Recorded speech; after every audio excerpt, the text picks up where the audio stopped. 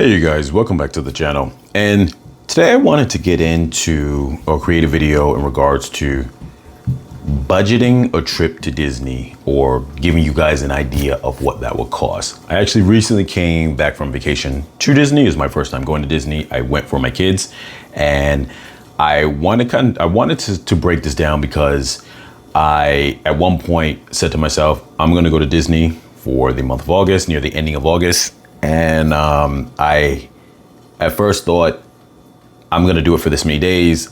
I'm going to be able to set aside this much money to go do it.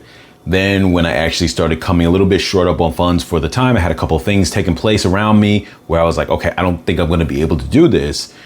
A friend of mine suggested to me a planner, and that planner, the friend of mine suggested to me, don't do like a 5-day event thing. Even if you go there to stay there for 5 days, only do 2 days of events and you could be fine with that. I'm like, okay, cool. So I try to downsize the event as a way for it to be a little bit more affordable. Now, afterwards, they put me in contact with their planner. I ended up speaking with their planner, and essentially what ended up happening was that the planner broke down to me just the overall costs, some little tidbits. There ended up being a couple of discounts as well. And what I ended up realizing was that it didn't cost as much as I thought it would for what I was getting into. And that actually was just very interesting because I was able to get a lot more out of it. I actually ended up getting, in total, I stayed for 5 days, 4 nights, 5 days total. I ended up getting 5 days worth of activities out of it. And there was a little bit of a hiccup, and I'm gonna speak on those kind of little details as well. So that way, if you guys are planning your trip, you'll know some of these things that I ran into as far as certain issues and certain things that I found out that would make either a second trip easier for me, or that I'm able to tell you guys and make your trip easier for you.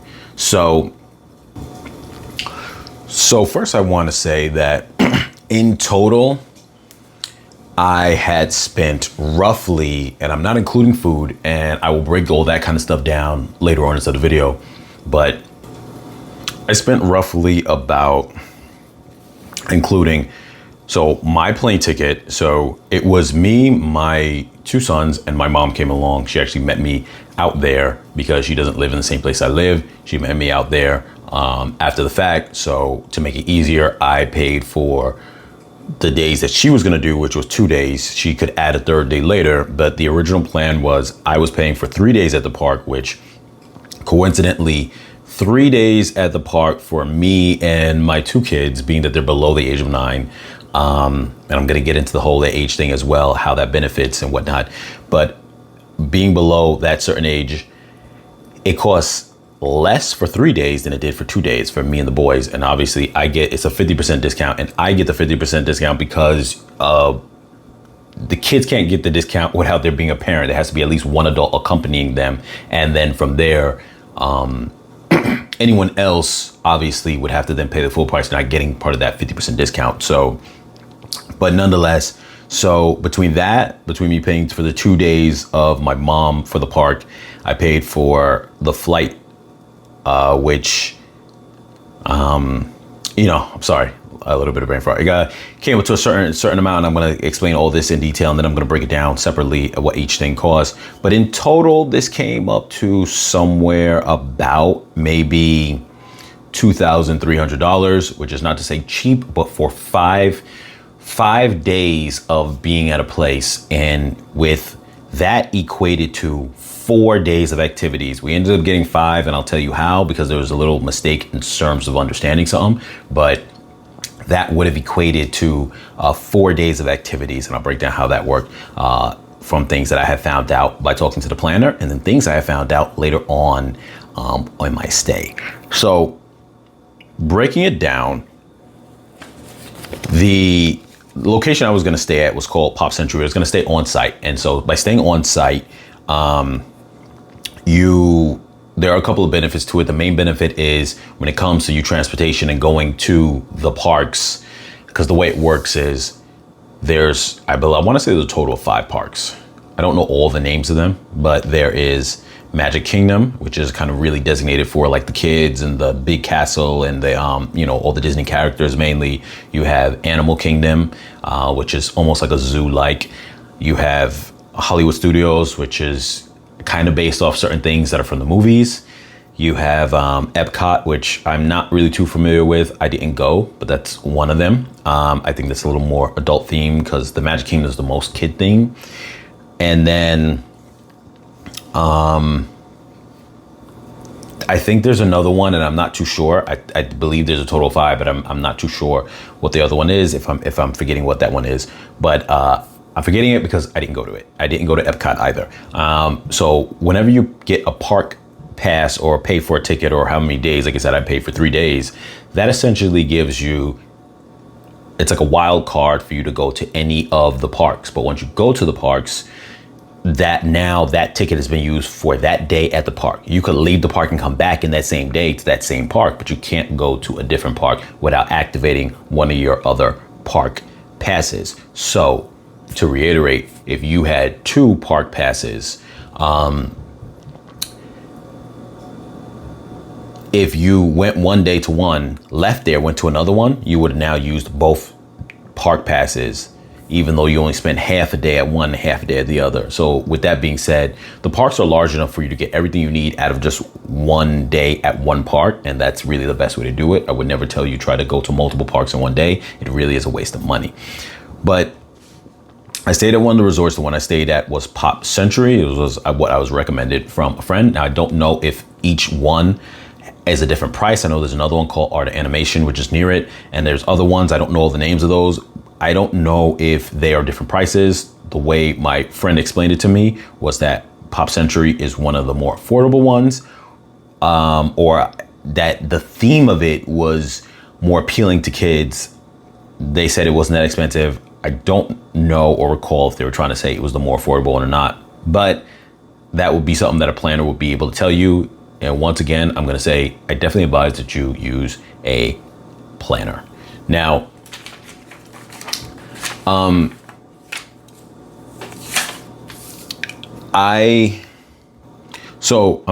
So Pop Century for 4 people was going to cost me $710.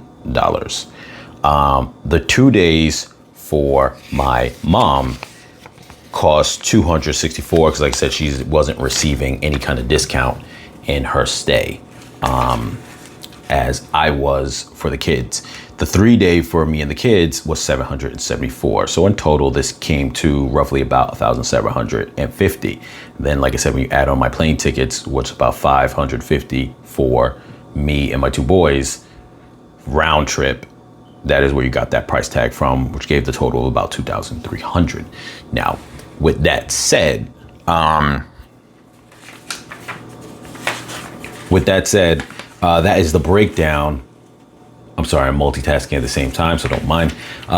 With that said, that is the breakdown of how everything went as far as the budget goes initially. Now, when I arrived, being that I paid for 3 days and I'm staying for 5 days, what I found out is that there are 2 water parks that's not included in the 5 parks that exist. And I'm going to say 5 because even though I named 4, I know there's a 5th one. I believe there's a 5th one. I don't remember the name for it. So we're just going to say 5 parks and 2 water parks.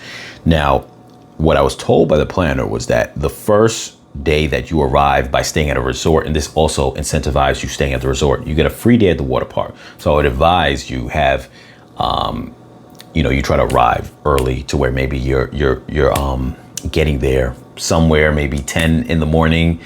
I would try to say not too much later than that, so that way you can go to the water park and take advantage of it, because to the best of my knowledge, the water parks close at 6 p.m. Now, at least one of the days that I went there, I was there close to the closing time. I don't know if every day is 6 p.m., but there was a day I was there that it was 6 p.m. That wasn't the first day. I'm going to go into deeper explanation on that.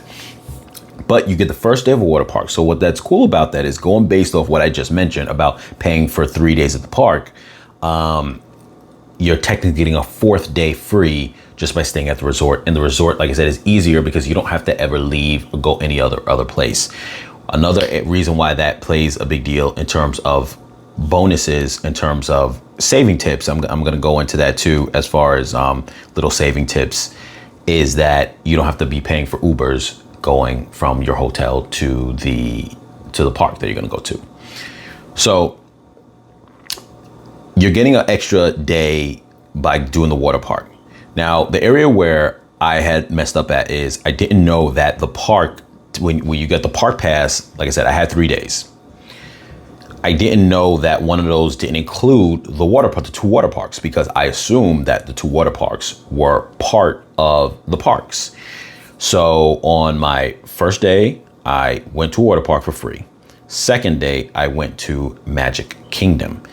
And the third, which is supposed to be, originally my mindset was going to be, we might spend 2 days at Magic Kingdom because that's supposed to be the place for the kids and this and that. But after I went to the first time, I really kind of didn't want to go back a second time, at least not because it wasn't fun, but it was like, okay, like it was a lot. It was, I don't want to say overwhelming, but you're navigating the day. It's a long day. You're walking out there. It's hot out there. I was like, I want to change up a scene a little bit. And then so I asked my kids, where do you want to go? And they said to me, I want to go back to the water park. I said, do you want to go back? Do you want to go to the water park, or do you want to go to Animal Kingdom? I didn't know, and I wouldn't have done this or suggested it to them, that the water park wasn't included in the park pass. So what happened is that next day we went to the water park, and we had to upgrade our tickets for the water park to include the water park. And when you upgrade, it was about an additional, for me and the kids, an additional, I think $120 total. But what that did was allowed for 2 additional days at the water park, not just 1. So it's almost like the water parks are considered their own separate thing.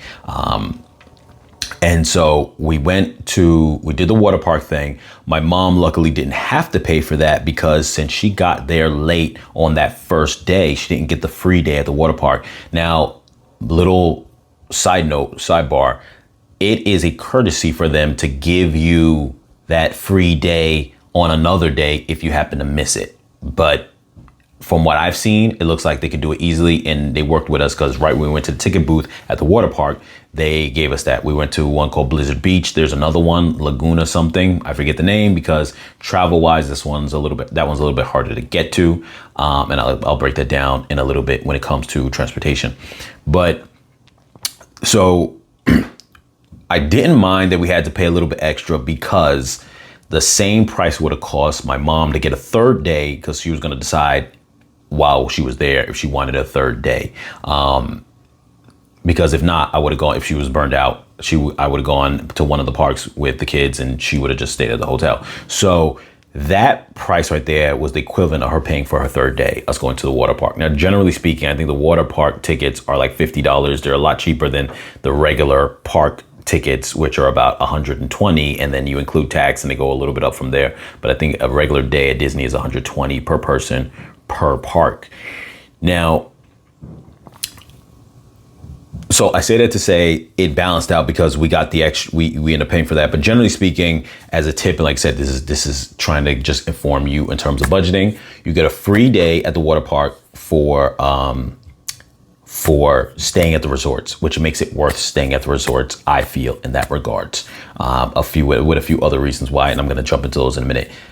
If you buy 3 days, costs less than the 2 days. And I don't know if what I'm saying to you will apply to every year, but this is what I experienced at the end of August. So you could do a 3-day stay, you and 2 of your kids, or however many kids you have. It's going to be 50% of what the price is, as long as they're under 9 years old. So going back to that thing I was going to say before, 9 years old and under, do your trip while your kids are that old. If your kids are going to be older than that, don't say, if your kid's like 7 years old and under, don't say, well, I got to save up for Disney. I think it's going to be expensive. I want to save maybe another 2 years and I'll be good. Do it before they turn 9, because now you're costing more money just off the fact that they're older. So 3 days at the park costs less than 2 days. I was told by the planner that most people will buy the 3 day and sometimes won't even use the third day if they just couldn't, or they didn't, or they weren't in the mood, or they weren't staying that long. But the point is that they said most people do that because it's just cheaper. So 3 days are costing as I mentioned. But then also, if you're staying at the resort, it is giving you a free day at the park for pretty much everybody who's staying. So if you had to break that down to a value, and let's assume, because I believe, like I said, that the cost of the water park is $50 per person, and that's not including tax or whatever the case is, then you're essentially looking at about 150 plus value free by staying at the resort. So you save that money and you save a day of activities. And in my mind, even though it is, valued at that because the water park doesn't cost as much as their other parks, I view it as, well, it's an activity. It is the equivalent then of one of the parks in terms of 120 per person, because you are actually doing an activity for that day that takes up a day. So that's kind of like how I viewed it in my mind. But so essentially, and at the end of the video, I'm going to break down the total budgeting of what you could expect. There's a lot of things. I'm just saying a bunch of numbers and it may not be sticking or fully calculating. But so some of the saving tips that I'm going to go over, that was pretty much the total budget, as I mentioned. Some of the saving tips that I'm going to go over that really play a big role is as followed. And like I said, after I did the water park, then I went to Animal Kingdom. I went to Animal Kingdom for the third day. The fourth, well, that was the third day. The fourth day, no, Animal Kingdom was the fourth day. So the first day was the water park. The second day was Magic Kingdom. The third day was back to the water park. The fourth day was Animal Kingdom. And then the fifth day, which was the day I was leaving, I had to get my plane about 5:30, which meant I would have had to be at the airport somewhere about, they try to tell you 2 hours always in advance. So go about the 3 o'clock range ish. I had got up early in the morning and then I went to Hollywood Studios for the end, which I want to really just focus on going to do the Galaxy's Edge Star Wars thing. And granted, because I was somewhat rushing, I didn't get all the experience out of it I should have, even though I really did have probably an extra hour under my belt. But because I was nervous with the timing, I left a little bit earlier rather than taking that time. And I got to the airport early enough that I was like, you know what, I could have spent another hour there. But so, shame on me. Unfortunately, I missed out on that, but I did get to kind of experience it real quick. So I did 5 days worth of activities. Now, saving tips. 3 saving tips that come from you staying at the resort. One is you get the free water park, as I mentioned, on your day one. So don't plan anything else on your day one. Do the water park on your day one. That right there is going to save you because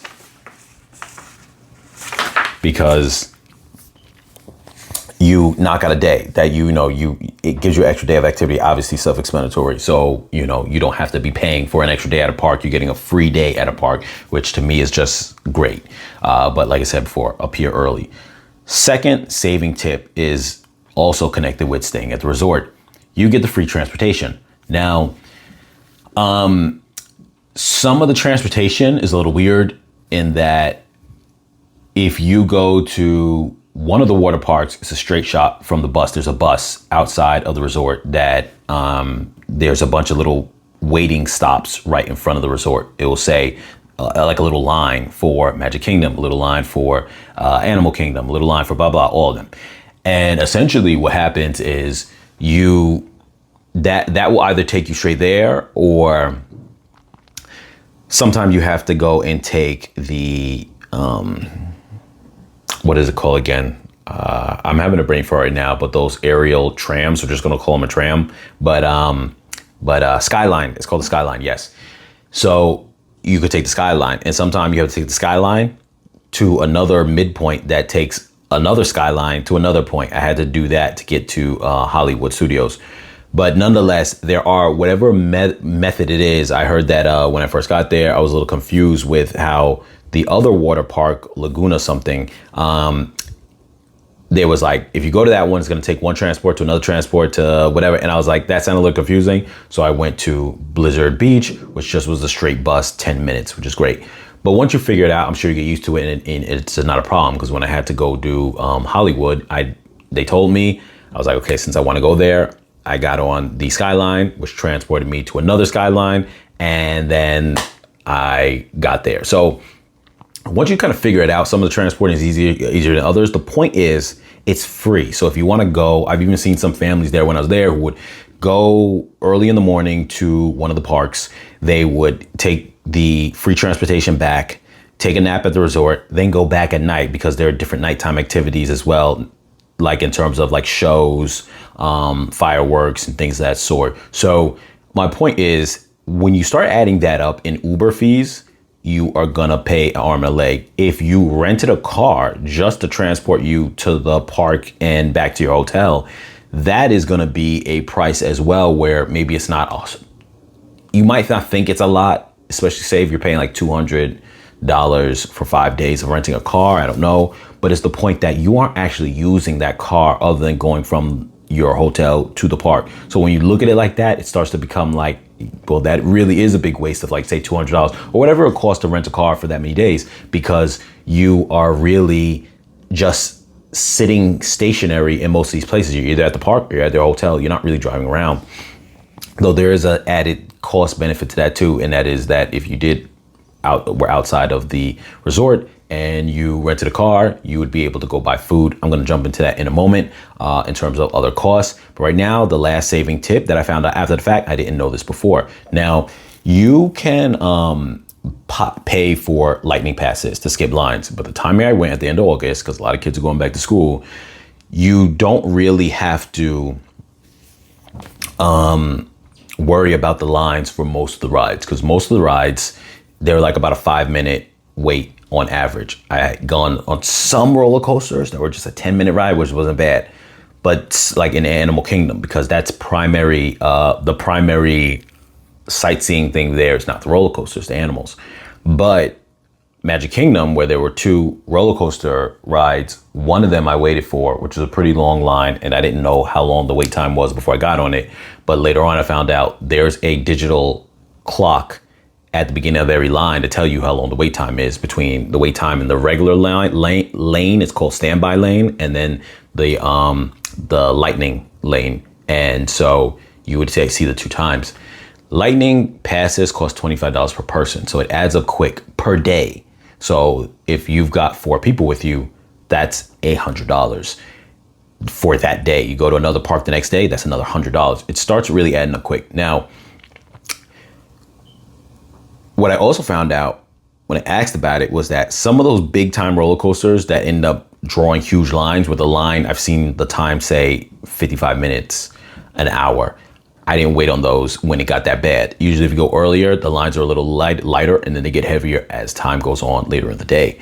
What I will say is this, is that I asked one of the staff members at the resort, and they told me that the lightning passes don't actually work for everything. They work for some of the rides and some of the major roller coasters. You need a separate lightning pass for those. So I'm like, well, then what's the point? So easy way around all of that, and this is saving tip number 3. I found out from somebody when I was on the way leaving the park on my last day when I went to Hollywood Studios. Hollywood Studio Park, that people who stay at the resort have early access to go to the park at 7 a.m. Now, granted, that means you're probably waking up at 5 o'clock to get yourself ready and your kids and this and that, whatever the case is. But the point is, you can go at 7 a.m. The park doesn't open until 9 a.m. to the regular public. So you can probably avoid all the major lines by just simply getting there at 7 a.m. That 2-hour window. If you're fast on your feet, you might be able to just quickly map it out in advance. You grab one of these maps, you map it out in advance, and you just go from, one major roller coaster to the other major roller coaster, knock them out in the first 2 hours, or one of like major events or anything like that, knock them out in the first 2 hours. And then after that, you would be able to be on your way to, not having to worry about the lines. And now once the rest of the people start coming into the park at 9 o'clock, you now are able to just chill, relax, because I can tell you right now, all the rest of the lines are not really going to be long. other than those lines. Even in the middle of the day, a lot of the lines really weren't that long. So those are three saving tips. Like I said, the free water park, the free transportation, the 7 a.m. to avoid the line so you don't have to pay for the lightning passes are three tips that I feel really help out, would make a difference and save you a lot of money in your trip. Now, some additional costs that are going to be there is obviously food. Now, I calculated by doing the math. On average, it's like about $30 per person per day, assuming that you're getting 3 meals in the day. And you know, you could squeeze on that, meaning that you don't have to eat other, like beyond that. You can, if you're not like one of those people who've got to eat all the time, just do your 3 meals a day. And the truth is, with you walking around the park, you're not even gonna realize it, that time flies, and you know, you're gonna be like, I'm hungry when I'm hungry. But you may not have to be like when you're at home. You might eat 5 times a day because between the food, the meal, your main meal, and snacking, this and that, you can get around it. Now, I calculated an average of $30 per person a day, because most of the meals, the adult meals, are usually about $10 or like somewhere between like $10 and maybe $12. And then the kids' meals are usually like about $7 and some change, $7.50, maybe $8. So on average, it's like about $10 a meal. And you know, sometimes we as adults bought the kids meals because you really got almost just as much. You know, for example, pancakes in the morning. The adult one gives you 3 pancakes and like bacon and sausage, like a good quantity. The kids one will give you 2 pancakes, bacon or sausage, not both, and then you get a free drink with it. So sometimes that would just be enough, you know what I mean? Like you wouldn't need the adult one because that one gave you the complete meal. Now you're not paying for an additional drink after the fact. So they give you free water, so you don't have to worry about that if you don't mind drinking water. But if you want some other kind of drink, then that would be another expense. So basically, breaking down the food costs, like I said, it's $30 per person per day. But there was a food plan that the planner told me about as far as an option, and that was $434 in addition to like my whole cost of everything.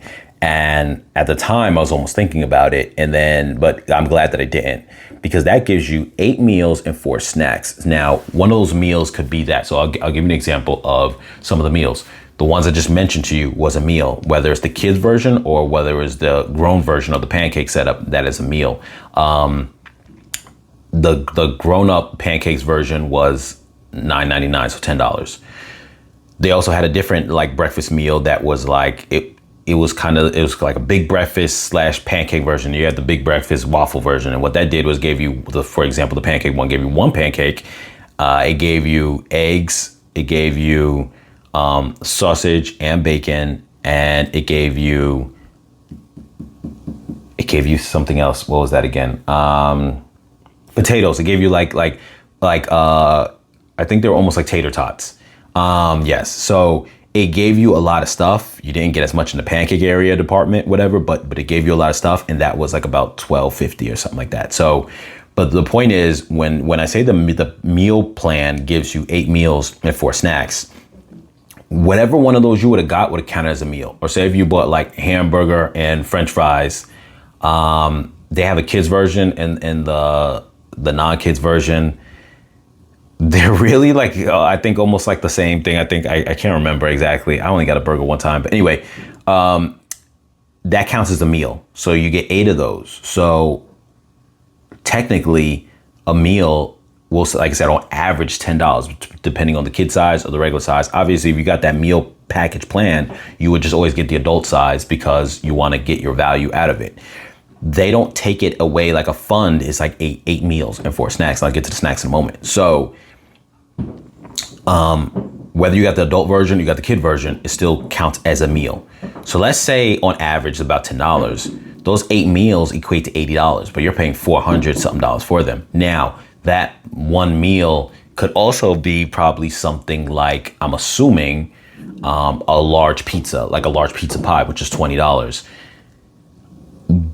But also too, getting the large pizza pie, $20, it would be enough for me, like my kids and my mom and now in that case, we all pay $20 for like one meal at the time. We all could eat like 2 slices or whatever the case is if we wanted. But the point is that I think that doing that plan is not to your benefit from what I've seen now. And it does feel like stuff adds up really quickly, but nonetheless, I still think if you break it down,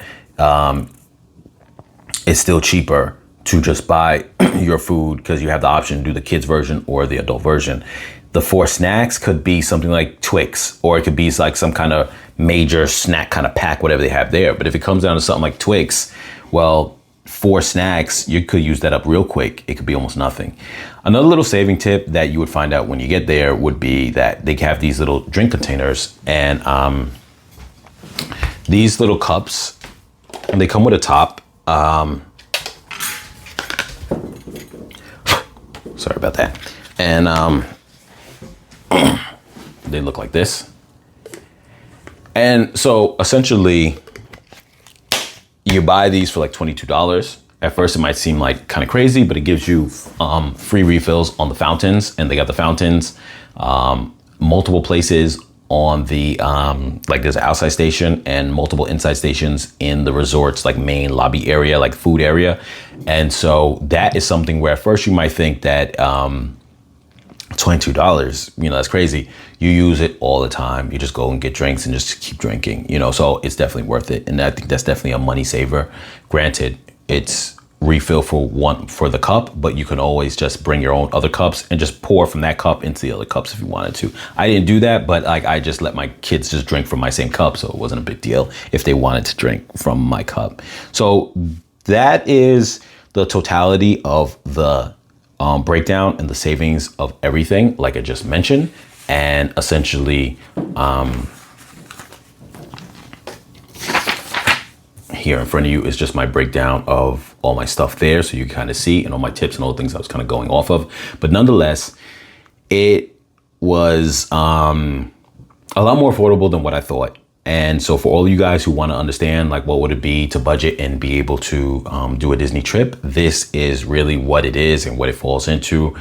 I actually felt that, like I said, it wasn't that bad. There were certain things that I did after the fact that kind of made it cost a little bit more, but nonetheless, if you really are trying to hardcore budget, another option too that you could do, I'm not too familiar with this, but there is a delivery station at every resort where you could have Grubhub, one of those kind of Fresh Direct or Instacart deliver, and then they can have that in your room. The only negative I would say is you don't have a microwave inside your room. Now, I don't know if different resorts have different, that cost more, have those options or not, but from the place I stayed, you don't have a microwave in your room, you have a refrigerator.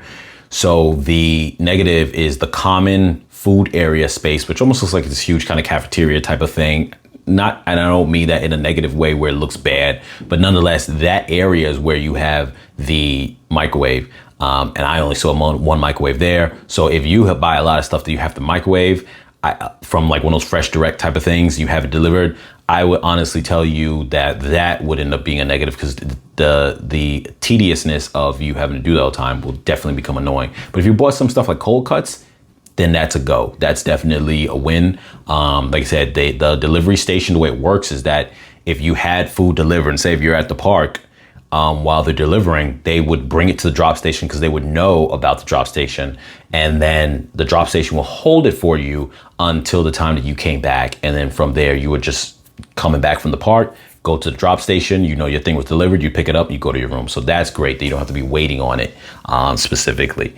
And that pretty much sums up the whole totality of it all. Like I said before, my total was about $1,750 plus the $550 plane ride for 3 tickets, which came up to about $2,300. Now, mind you, I paid for my mother's ticket. If you're just calculating you and your kids, there's that. If you want to add an additional adult, you get a general idea of the price. That price right there for her 2-day ticket would have been about like $380, I think it came up to. So if it was to add that to the $2,300, you're looking at $2,100 roughly about 2,700. But keep in mind too, if you have two adults, let's assume that both adults then are paying equally their way, and then it might not be, so much. But if you're just like, by yourself, a parent and their kids, I can tell you right now, the total cost would run you about 2,300,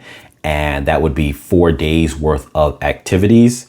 When you break it down like that without spending any extra, like we end up having to do, you would end up having 4 days of activities, which actually too, there's nothing wrong with spending a day of just sitting. Well, depending on the day to time that you're leaving on the last day, you won't even have time to do a park thing. But the pools are open up until like 11 p.m. at night. And then also too, sometimes they'll throw like a movie on a projector at nighttime for the kids. So that's like a nice vibe right there as well. So with that being said, I would say that would be your general price range if you're just like, a parent by yourself, like one adult, and you have like two children. But whatever the amount of children you have, just know that it's always a 50% discount on the children. So you're not adding up that much in the cost for the children. The meals, like I said before, on average, $30 per person per day. So make of that what you will. If you want to eat pizza all night, all day, that will definitely cost you less, but you're probably gonna get tired of pizza at a certain point in time. I really hope that this video helped you guys and will allow you guys to kind of get a sense of being able to afford that and being able to partake in Disney, because I think everyone should be able to enjoy fun trips and activities with their family. And obviously, as I always preach on this channel, you don't want to spend all your money on fun. I definitely don't recommend that, but having a trip that's for the kids is always a benefit, and that's not something you have to do all the time, every year, this and that. But I feel like Disney's one of those trips where you could do it one time with the kids, they'll remember it, especially if they're kind of young, but not too young that they won't remember. They'll remember it, and then you don't have to bring them the next year and the next year and keep up with the Joneses. You don't have to do that, but just that one-time experience, I think is nice, and it can be more affordable than what people think. But definitely get a planner, because a planner will definitely get you the savings and the budgets or the deals, or be able to navigate certain things. If you have questions on the fly, okay, I'm looking to do this. What kind of package do you have for me? Or I'm looking to do that. What kind of package do you have for me there? If I stay at this place versus doing that, or blah, blah, what? And they can give you that information on the fly, where if you're trying to research it yourself, you may not get adequate information. You might use different sites that claim for different deals. I've seen a lot of sites that will say you can get a 4-day package, you got to pay for 4 days straight up. And you're like, well, that costs even more now, as opposed to you paying for like, say, 3 days or 2 days, and then finding out you get certain free perks, like you staying on the resort, you're getting the free day at the water park. But this comes when you're using a planner and you're packaging everything together, versus you buy from some site that offers tickets. They're not considering the free water park, because they're not part of the package of you staying on the resort. They're just part of the package of you getting the tickets. So that's something to kind of really navigate and think about. But like I said, as always, you guys, like, share, comment, subscribe. I hope this really helped you guys. Be safe, take care, and I'll catch you guys in the next video.